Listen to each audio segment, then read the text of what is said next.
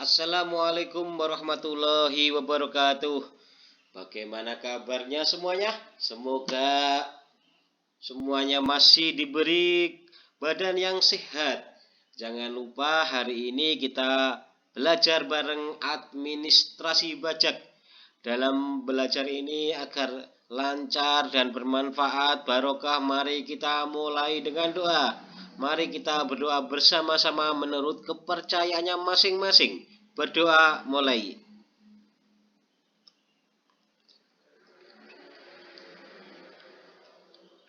Selesai. Alhamdulillah, mari kita sebelum mulai pelajaran, kita usahakan dengan kondisi tersenyum, dengan hati terbuka, pikiran tenang, karena dengan itu semuanya memudah sekali untuk menerima pelajaran. Dan dengan tersenyum, imun kita bertambah dan kita tambah sehat. Oke, kita mulai pelajarannya untuk belajar bareng administrasi pajak dengan Pak Zainuddin. Kita melanjutkan kompetensi dasar KD 3.1 yaitu tentang pengetahuan memahami jenis-jenis pajak dan ketentuan umum dan tata cara perpajakan, dan untuk keterampilan mengelompokkan jenis-jenis pajak dan tata cara perpajakan. Kita mengulang sedikit pertemuan minggu yang lalu agar tambah paham, yaitu tentang jenis pemungutan pajak. Untuk jenis pemungutan pajak, berdasarkan pemungutan ada pajak pusat dan pajak daerah. Untuk berdasarkan lembaga pemungutan tadi ya ada pajak pusat dan pajak daerah. Pajak pusat yaitu pajak yang dipungut oleh pemerintah pusat dan digunakan untuk membiayai rumah tangga negara. Pada umumnya pengelolanya adalah direktorat ya. Pengelolaan adalah Direktorat Jenderal Pajak dan Direktorat Jenderal Bea Cukai. Jenis pajak yang dipungut antara lain pajak penghasilan atau PPh, pajak pertambahan nilai atau PPN, pajak atas penjualan barang mewah atau disebut PPNBM, bea masuk, bea keluar, dan bea cukai. Yang kedua ada pajak daerah. Pajak daerah yaitu pungutan wajib yang dibayarkan penduduk suatu daerah tertentu kepada pemerintah daerah yang akan digunakan untuk kepentingan pemerintah daerah dan kepentingan umum. Pajak ya, pajak daerah ini berlaku pada provinsi dan kabupaten atau kota. Penduduk yang melakukan pembayaran pajak tidak akan melakukan manfaat dari pajak daerah secara langsung karena akan digunakan untuk kepentingan umum seperti pembangunan jalan, jembatan, pembukaan lapangan kerja baru, dan lain-lain.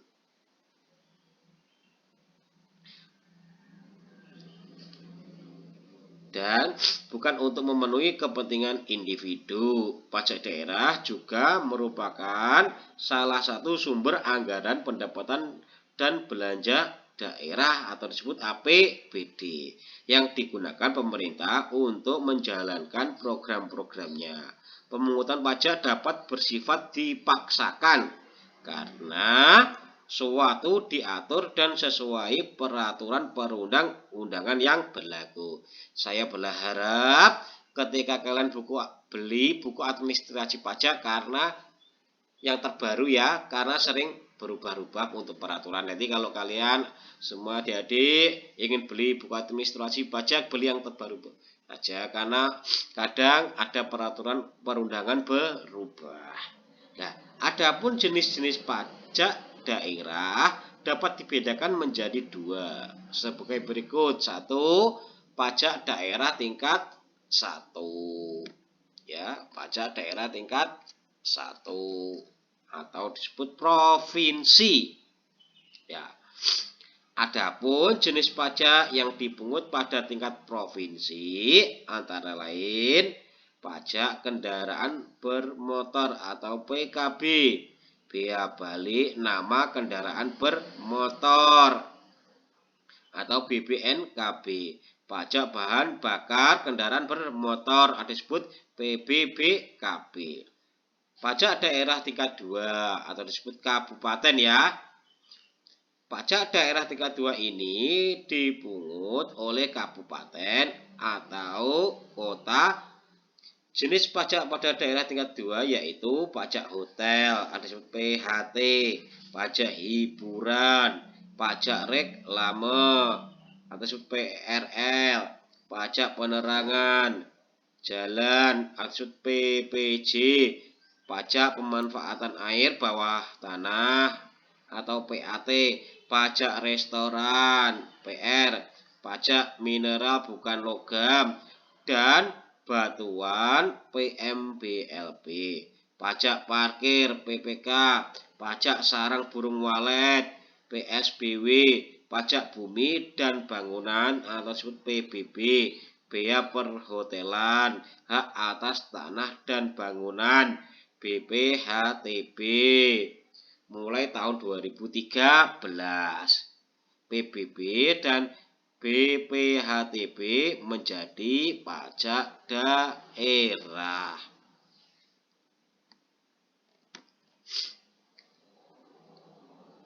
Ya.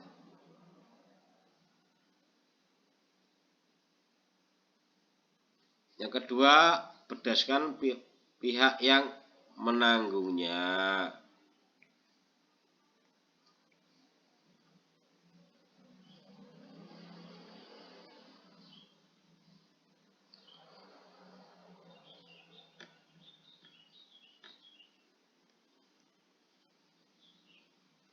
Ya, tadi ada yang berdasarkan lembaga pemungutannya ada 2, pajak pusat dan pajak daerah. Ya, sekarang berdasarkan pihak yang menanggungnya. Ya, berdasarkan pihak yang menanggungnya.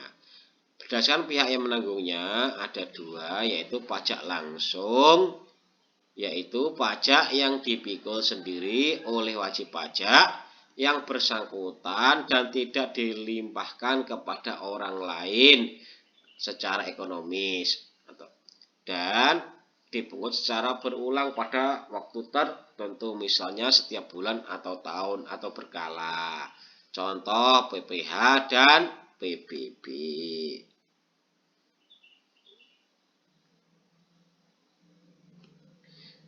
Dua, yaitu yang B, berdasarkan pihak yang menanggungnya, pajak tidak langsung, yaitu pajak yang pemungutannya tidak didaftar berdasarkan nomor KOIR, tetapi jika ada peristiwa perbuatan tertentu, pembayaran pajak dapat melimpahkan beban pajaknya pada orang lain. Contoh PPN, PPNBM, bea cukai, dan bea materai. Berdasarkan sifat pemungutannya ada pajak subjektif. Yang pertama, kedua, pajak objektif. Pajak subjektif adalah pajak yang pengenaannya memperhatikan kondisi keadaan wajib pajak.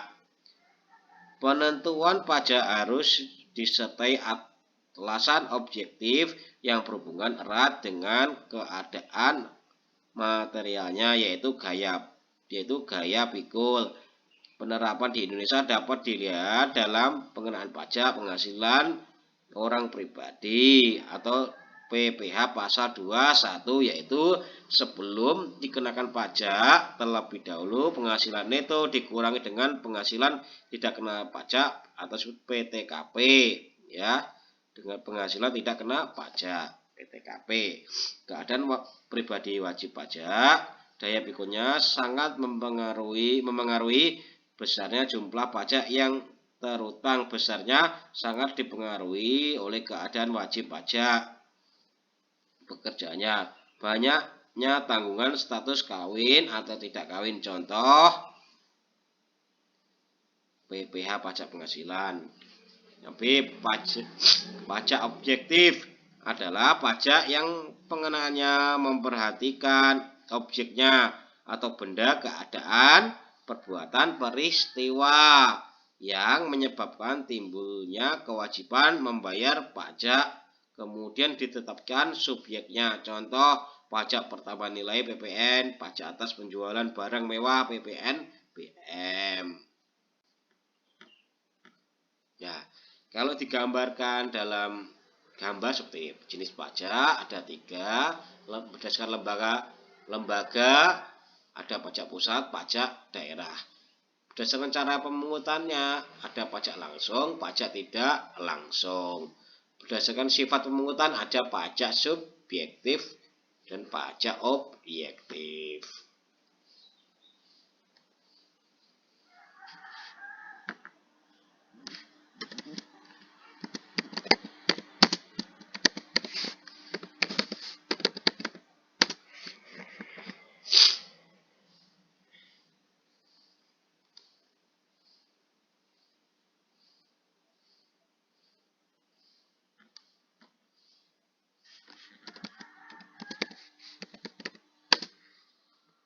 Tata cara pemungutan pajak.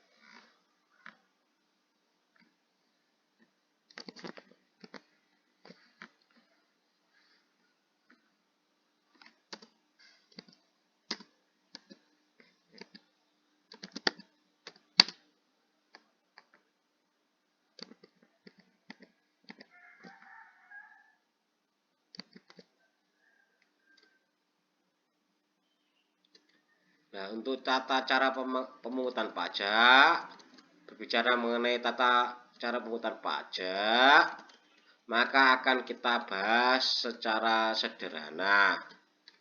Pertama, dasar pengenaan pajak.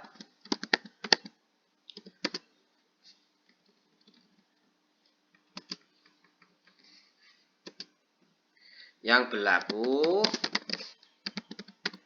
di Indonesia antara lain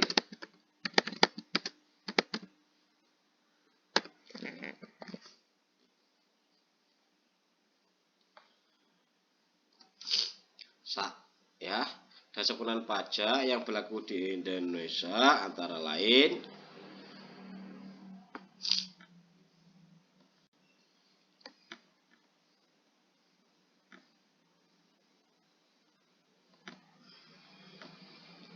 A. Pengenaan di belakang atau stelsel nyata. Ya, stelsel nyata, real stelsel ya.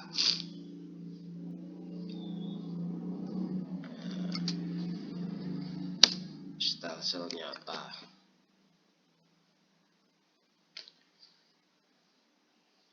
Pengenaan pajak yang berdasarkan pada objek yang sesungguhnya. Ini maksudnya pengenaan pajak yang didasarkan pada objek yang sesungguhnya, yang benar-benar ada dan dapat ditunjuk. Lagi, stelsel nyata maksudnya pengenaan pajak yang didasarkan pada objek yang sesungguhnya, yang benar-benar ada dan dapat ditunjuk. Contohnya pajak penghasilan, penghasilan sesungguhnya yang diperoleh dalam tahun baru diketahui pada akhir tahun, sehingga pengenaan pajaknya baru dapat dilakukan pada akhir tahun tersebut. Yang B, pengenaan dikenakan di depan atau stelsel anggapan. Ya, stelsel anggaran ini ya.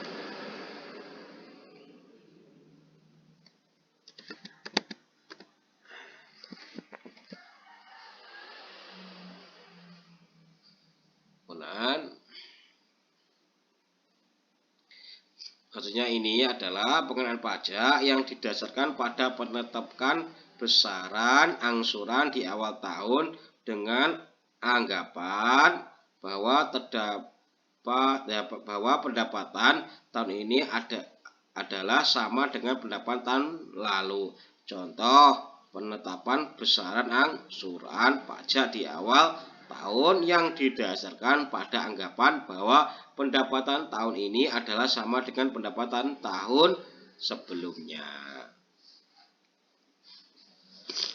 Yang C, pengenaan campuran atau stelsel campuran.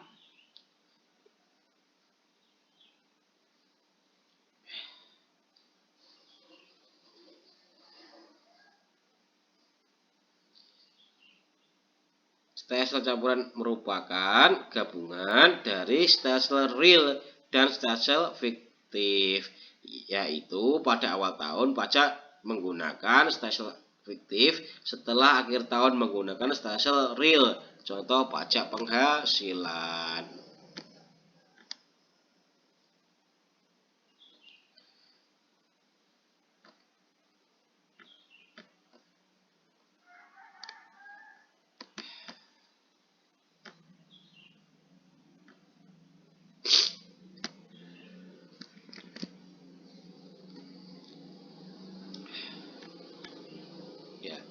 Yang kedua, sistem pemungutan pajak.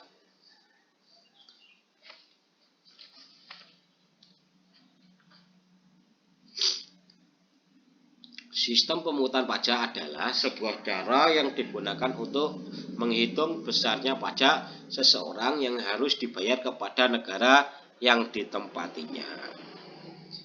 Sistem yang dianut dalam pemungutan pajak antara lain official assessment system. Ciri-ciri sistem pemungutan pajak adalah seperti berikut. Wajib pajak bersifat pasif.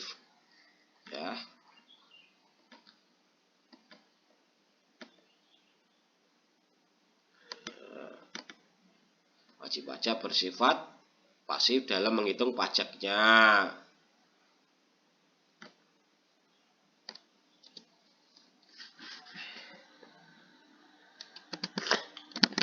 Wewenang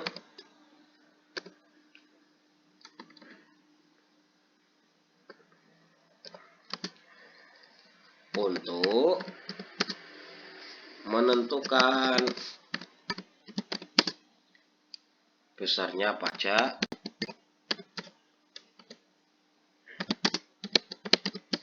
terutang adalah Fiskus.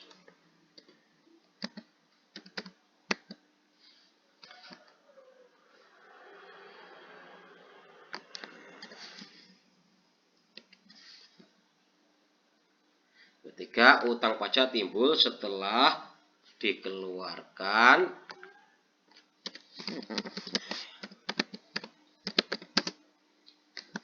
surat ketetapan pajak SKP atau SKP oleh Fiskus.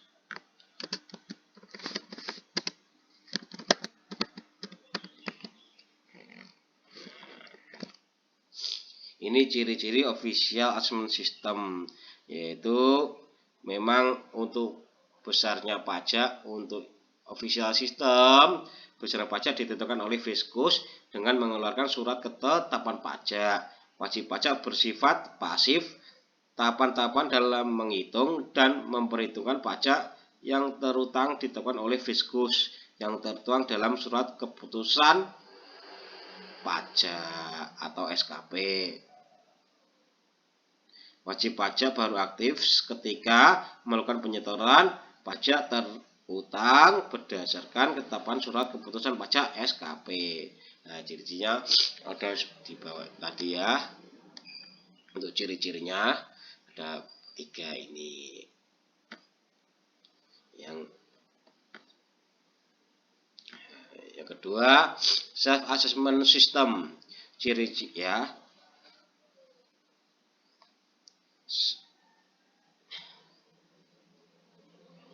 Sistem self assessment merupakan sistem pemungutan pajak yang memberikan kepercayaan kepada wajib pajak untuk menghitung, membayar, dan melaporkan sendiri jumlah pajak yang seharusnya terutang berdasarkan peraturan perundang-undangan perpajakan.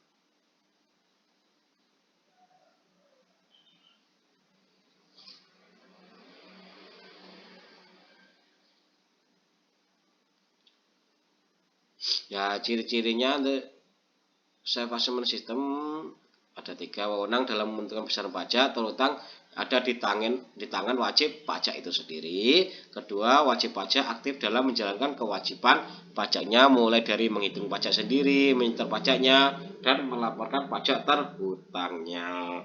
Dalam sistem self assessment, pemerintah tidak perlu mengeluarkan surat ketetapan pajak setiap saat kecuali ada kasus-kasus tertentu saja, seperti wajib pajak terlambat melaporkan atau membayar pajak terhutang atau terdapat pajak yang seharusnya dibayar tetapi tidak dibayar.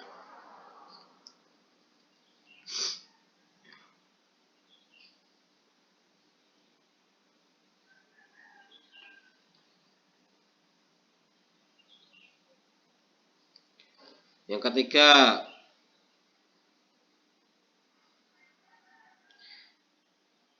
withholding system. Withholding system merupakan suatu sistem pemungutan pajak yang menyatakan bahwa jumlah pajak yang terutang dihitung oleh pihak ketiga atau bukan wajib pajak dan juga bukan aparat pajak atau fiskus. Jenis sistem ini merupakan jenis yang adil bagi masyarakat. Sistem ini tercermin pada pelaksanaan pengenaan pajak penghasilan dan pajak pertambahan nilai. Keunggulan dari withholding system ini adalah wajib pajak yang bersangkutan tidak perlu lagi repot-repot menghitung dan menyetorkan pajaknya karena pekerjaan tersebut sudah dijalankan oleh pihak ketiga. Itu keunggulannya. Kelemahannya, uang pajak yang telah dipungut oleh pihak ketiga memiliki risiko tidak disetorkan. Pihak ketiga tersebut bisa saja menggunakan uang pajak yang dipungutnya untuk hal lain. Ya. Syarat pemungutan pajak.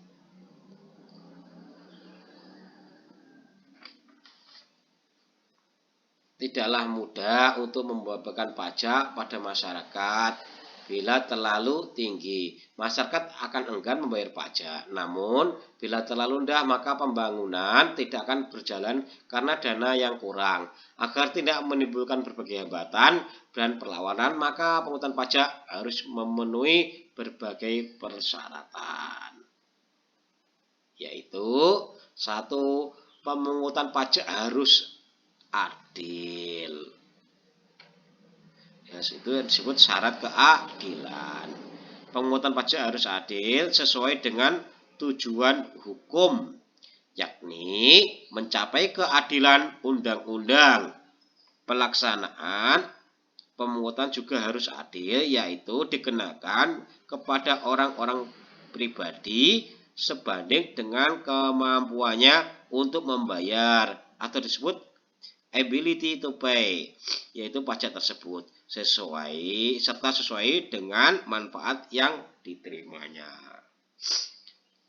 Yang kedua, pengaturan pajak harus berdasarkan undang-undang atau syarat yuridis, yaitu syarat yuridis. Pemungutan pajak harus berdasarkan undang-undang karena bersifat dipaksakan. Dan hak kewajiban pajak maupun petugas pajak diatur dalam syarat ini. Undang-Undang Nomor 6 Tahun 1983 yang telah diubah. Nah, ini yang telah diubah dengan Undang tahun 2009. Ya, kalau ada buku hanya Undang-Undang Nomor 6 Tahun 1983, sekarang diubah dengan Undang-Undang Nomor 16 Tahun 2009. Tentang ketentuan umum dan tata cara perpajakan, memberi kesempatan kepada wajib pajak yang tidak puas untuk mengajukan keberatan dan banding. Undang-undang memberikan jaminan hukum untuk menyatakan keadilan baik bagi negara maupun warganya.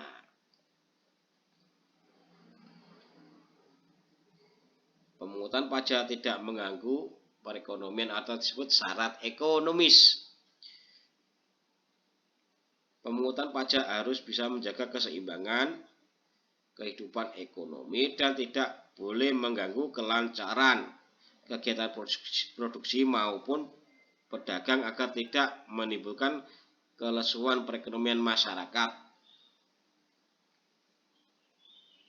Yang sistem pemungutan pajak harus sederhana. Ya. Kenapa kok harus sederhana? Agar memudahkan dan mendorong masyarakat dalam memenuhi kewajiban perpajakan. Pemungutan pajak. Pertama, kita mempelajari asas pemungutan pajak dalam bukunya berjudul Will of Nation dengan konsep yang dikenal dengan The Four Maxim. Ia menyebutkan bahwa ada 4 asas pemungutan pajak, yakni asas kesesuaian, equality, atas kesinambungan dengan kemampuan, ya. Pertama, asas kesesuaian, equality atau disebut itu, atau asas kesinambungan dengan kemampuan. Kedua, asas kepastian hukum. Ketika asas pemungutan pajak tepat waktu. Keempat, asas efisiensi. Dan untuk pemungutan pajak kita bahas minggu berikutnya. Dan kita selain belajar pemungutan pajak, insya Allah kita belajar tarif pajak, teori pemungutan pajak untuk pertemuan selanjutnya. Karena tarif pajak itu berkaitan dengan tarif pajak berapa persen dari tarif tetap, tarif depresif, tarif proporsional, progresif berapa persen untuk tarif pajaknya. Ada beberapa kenaikan sedikit, ya. Terima kasih. Untuk pertemuannya selanjutnya ditunggu aja. Bila saya ada kesalahan minta maaf sebesar-besarnya. Jangan lupa like, komentar, dan subscribe-nya biar tambah semangat untuk selanjutnya. Terima kasih. Wassalamualaikum warahmatullahi wabarakatuh.